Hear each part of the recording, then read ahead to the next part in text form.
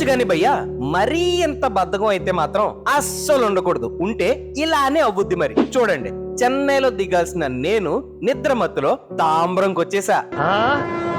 1 2 3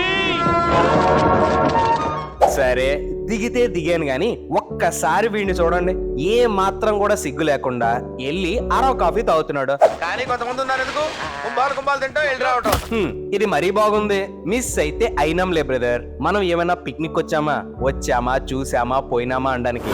no, అది కాదు మన కాన్సెప్ట్. ఏ ప్లాను లేకుండా ఈ పరుగుల ప్రపంచం నుండి పక్కకొచ్చేసి కరెక్ట్, ఇది కరెక్ట్ గా చెప్పావయ్యా. చూడాల్సినవన్నీ చూసేసి చేయాల్సినవన్నీ చేసేసి కొత్త కొత్త పరిచయాలు చేసుకుంటూ ఎలాంటి మూమెంట్స్ ని పోగేసుకోవాలంటే ఎవడైనా ఏం చేసావరా నీ లైఫ్ లో అంటే చెప్పేసుకోవడానికి ఒక బుక్కే సరిపోలేని బోల్డ్ అని కథలు రాసుకోవాలి బ్రో.